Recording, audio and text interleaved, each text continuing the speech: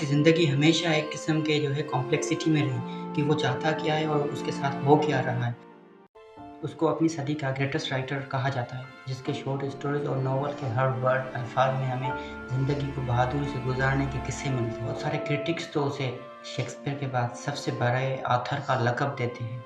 वो इंसान जो ये कहता है कि a man can be destroyed but not defeated. वो खुद अपने अल्फाजों से हटकर डिफीट कबूल करके अपनी ज़िंदगी को अपने हाथों से ख़त्म कर देते हैं। या फिर अल्बर्ट कैमस के लफ्ज़ों में, जब कोई इंसान ज़िंदगी को समझ लेता है या तो फिर वो ज़िंदगी गुजारना कंटिन्यू करता है या फिर सुसाइड को चूज़ करता है। क्या अर्नेस्ट हेमिंग्वे ज़िंदगी के कॉम्प्लेक्सिटीज़ को समझ गया था? ये बात गलत नहीं है कि अर्नेस्ट हेमिंग्वे के जो वर्क्स थे वो एग्जिस्टेंशियलिज्म और एब्सर्डिज्म के एलिमेंट से भरे पड़े हैं।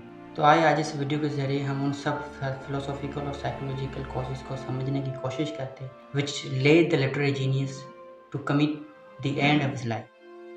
अर्नेस्ट हेमिंग्वे का जन्म 21 जुलाई 1899 में यूनाइटेड स्टेट के एक स्टेट में होता है। वो बचपन से ही बहुत ज़्यादा एडवेंचरस इंसान हुआ करता था। अलग अलग जगहों पर जाकर एक्सप्लोर करना, फिर उनके बारे में जो है अपनी डायरीज में लिखना उसका एक किस्म का पैशन था। फादर जो था डॉक्टर था, जिसकी वजह से उसको हमेशा अपॉर्चुनिटीज़ मिलती रहती थी और वो पहली बार जो है प्रोफेशनली अपनी हाई स्कूल में लिखना शुरू कर देता है एक newspaper. He started his career at the age of 17 as a writer in a newspaper during the high school. और उसके बाद उसकी जर्नी शुरू होती है। वो अर्नेस्ट हेमिंग्वे को एडवेंचर्स बहुत पसंद थे, जिसकी वजह से वो आर्मी को ज्वाइन करना चाहता था, पर वो नहीं जा पाया। उसके पीछे ये रीज़न था कि उसमें कोई ऐसी वीकनेस थी जिसकी वजह से उसको आर्मी में जो है शमूलियत करने से रोका गया। जब वो आर्मी में नहीं जा पाता एज अ सोल्जर, तो फिर वो जो है एक एम्बुलेंस यूनिट को ज्वाइन करता है as a driver. World war 1 में उसकी शमूलियत होती है, वो वहाँ पे अपने फ़र्ज़ सरअंजाम देता है, पर एक दिन वो ज़ख्मी हो जाता है, जिसके बाद उसको हॉस्पिटल रेफ़र किया जाता है। हॉस्पिटल में कुछ महीने रहने के बाद वो वहाँ से वापस जो है घर आ जाता है। लेकिन ये एक शुरुआत थी। वो वहाँ पे ऐसा मटेरियल कलेक्ट करता है जो बाद में उसको स्टोरीज़ लिखने में मदद करेंगी। और फिर जैसे ही वो वापस आता है, रिकवर होता है हॉस्पिटल से, तो अपने जो वो एक्सपीरियंस थे उनको लफ्ज़ देना शुरू कर देता है। वो लिखता जाता है अपनी कहानियाँ और फिर आहिस्ता-आहिस्ता उसकी कहानियाँ जो है मशहूर होती जाती है और देखते-देखते वो अमेरिका का एक मशहूर नॉवेलिस्ट और शॉर्ट स्टोरी राइटर बन जाता है, जिसके बाद 1954 में उसको नोबेल प्राइज़ भी दिया जाता है। उसने बहुत सारी जंगों में पार्टिसिपेट किया। He participated in Spanish civil war, world war 1, world war 2 and many adventure. Ernest Hemingway के बहुत सारे काम थे, जैसे the sun also rise, the old man and sea, a farewell to arms and for whom the bell toll. उसके अलावा multiple stories उसने लिखी थी जो आगे जाकर मशहूर होती है और लोग उसको शौक से पढ़ते हैं। बल्कि उस वक्त नहीं, उस सदी में नहीं, आज भी जो है लोग अर्नेस्ट हेमिंग्वे को बहुत शौक से पढ़ते हैं। उसके पीछे रीज़न ये है कि उसकी राइटिंग्स बहुत सिंपल और कंसाइज और स्ट्रेट फॉरवर्ड लैंग्वेज में लिखी गई है, जिसकी वजह से जिस भी लेवल का रीडर उसको पढ़ता है वो जो है उन राइटिंग से आसानी से रिलेट कर सकता है, जिसकी वजह से उसको और भी ज़्यादा शोहरत मिलती है उसकी सिंपल राइटिंग स्टाइल की वजह से। राइटिंग्स जो थे वो होप, रेजिलियंस, परसिवरेंस से भरे पड़े थे और वो सारे लफ्ज़ जो इंसान फेस करने के लिए उत्साहते हैं ज़िंदगी की कॉम्प्लेक्सिटीज़ को, वो सारे लफ्ज़ अर्नेस्ट हेमिंग्वे की राइटिंग्स में मिलता है कि ज़िंदगी को किस तरह जो है फेस करना चाहिए, even in the face of death. जैसे वो कहता है कि now is not a time to think what you do not have, think of what you can do with what there is. इसका मतलब ये है, ये सोचिए कि आपके पास जो है आप उसके साथ क्या कर सकते हो। आपके पास जो नहीं है उसके बारे में भूल जाओ। Do not care about that, do care about what you have. अब आते हैं हम अर्नेस्ट हेमिंग्वे की राइटिंग्स में एग्जिस्टेंशियल एलिमेंट्स को समझने की कोशिश करते हैं। सबसे पहले जो हमें एलिमेंट मिलता है वो है स्टोइसिज्म। स्टोइक एलिमेंट जो हमें मिलता है सैंटियागो के character the old man and sea में। जब सैंटियागो जिसकी उम्र 51 ईयर्स है, उसके बाद भी वो जो है अपनी ज़िंदगी का कंट्रोल अपने हाथ में लेता है और जाता है समुद्र में सफ़र करने और फ़िश पकड़ने।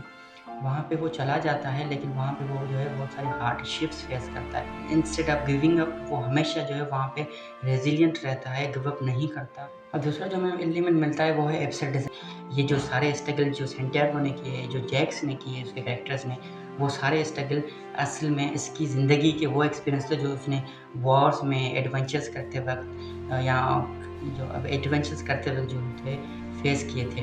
एब्सोल्यूटिज्म का हमें एलिमेंट ये इस तरह मिलता है कि जब उसके कैरेक्टर उम्मीद को, ज़िंदगी में मीनिंग को ढूँढते हुए थक जाते हैं, उनको मीनिंग नहीं मिलती, तो फिर वो एब्सर्ड हो जाते हैं, वो उस ज़िंदगी को इस तरह ही कबूल कर लेते हैं कि अब जिस तरह भी है, अब इसको जीना है। अब यहाँ पे मैं एल्बर्ट कैमस का कोट फिर से रिपीट करूँगा कि जब आप ज़िंदगी को जो है कबूल कर देते हो, वो जिस तरह है, तो फिर यहाँ तो आप कंटिन्यू करते हो ज़िंदगी गुज़ारना, या फिर जो है आप उसको ख़त्म करना चूज़ करते हो। तो इस कैरेक्टर में हमें एब्सर्डिज़्म का एलिमेंट हमें इस तरह मिलता है उसकी राइटिंग्स में, जब उसके कैरेक्टर थक जाते हैं स्ट्रगल करते-करते, फिर जब उनको मीनिंग नहीं मिलती, तो फिर जो है वो अपने आप को फ़िल्मों में छोड़ देते हैं। यहाँ एग्ज़ाम्पल मिलता है लॉस्ट जनरेशन से, तो जब कुछ दोस्त जो है जा रहे होते हैं, वो ज़िंदगी की आफ्टर द वार ज़िंदगी में मीनिंग ढूँढते-ढूँढते थक जाते हैं, फिर वो जो है हमेशा प्लेज़र और मीनिंग की तलाश में होते हैं, लेकिन उनको कभी वो चीज़ें नहीं मिलती, तो फिर वो रास्ते से जाते-जाते जो है एक डिस्कशन करते हैं, जिसमें एक दोस्त कहता है कि हम एक-दूसरे के साथ एक अच्छा टाइम गुज़ार सकते थे।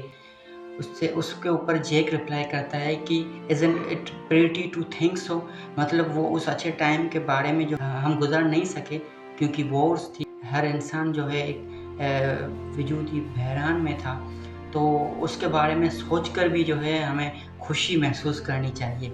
So this element is in one, जो पहला डायलॉग था उसका दोस्त जो कहता है कि हमें साथ में ज़िंदगी को जो है अच्छे तरीके से गुज़ार सकते थे, तो यहाँ पे हमें एक किस्म की एब्सर्डिज़्म और होपलेसनेस दिखाई दे रही है। लेकिन जैक उसको होप में बदल कर ये कहता है कि उसके बारे में सोचकर भी हमें अच्छा महसूस करना चाहिए। It's more better than to feel regret.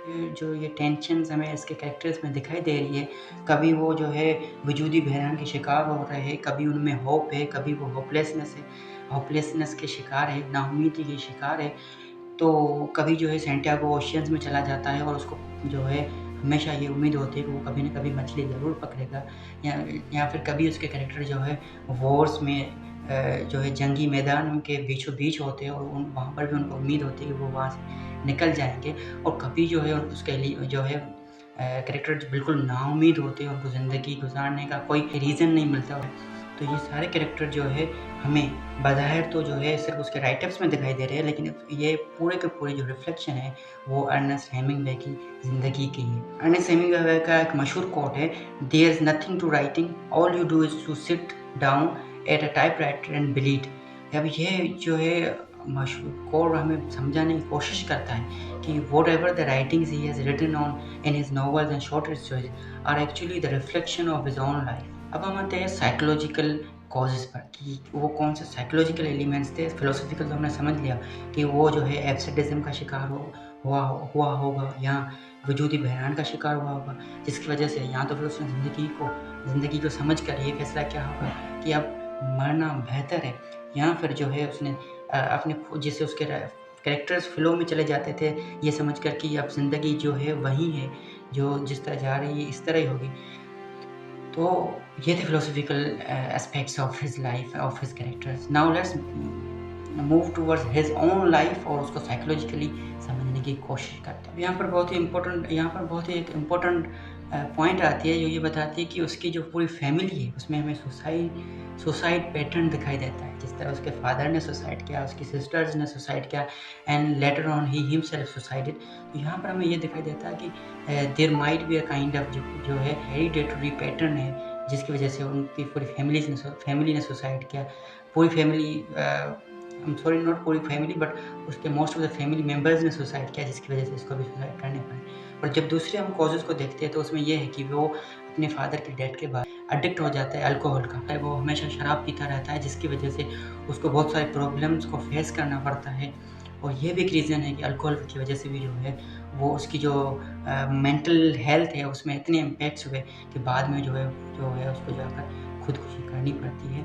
और ये वही इंसान है जिसने 2 प्लेन क्रैशेज़ को भी सर्वाइव किया। कि उसकी एक हेड इंजरी भी हुई थी, जिसके बाद उसको जिस तरह उसकी उम्र बढ़ती जा रही थी, वो हेड इंजरी जो है ज़्यादा कंटीजियस होती जा रही थी। जब अर्नेस्ट हेमिंग्वे के राइटअप्स बहुत ज़्यादा मशहूर हो रहे थे, उसको पॉपुलैरिटी मिल रही थी, उस वक़्त भी वो जो है एक आर्टिकल के मुताबिक वो एक बहुत ज़्यादा डिप्रेशन से गुज़र रहा था।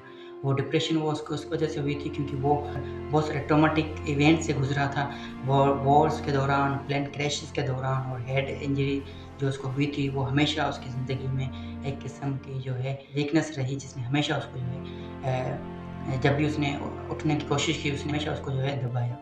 फिजिकल एलिमेंट्स में जो हमें मेंटल और फिजिकल हेल्थ दोनों दिखाई दे रही है कि उसकी मेंटल और फिजिकल हेल्थ दोनों खराब है। फिजिकल हेल्थ उसको बहुत सारी इंजरीज हुई थी, उसने प्लेन क्रैशेस को सर्वाइव किया था, और मेंटल हेल्थ की just because he was addicted to alcohol, जिसकी वजह से उसकी मेंटल हेल्थ और वो उसको डिप्रेशन से गुजरना पड़ा, जो एक रीज़न हो सकता है कि उसने जो है इस वजह से जो है सुसाइड कमिट किया। अब इस वीडियो के कंक्लूजन पे आते हैं, वो ये है कि मैं आपके ऊपर छोड़ देता हूँ कि आप डिसाइड करें कि whether he commit suicide by his own will और his mental health led him to suicide.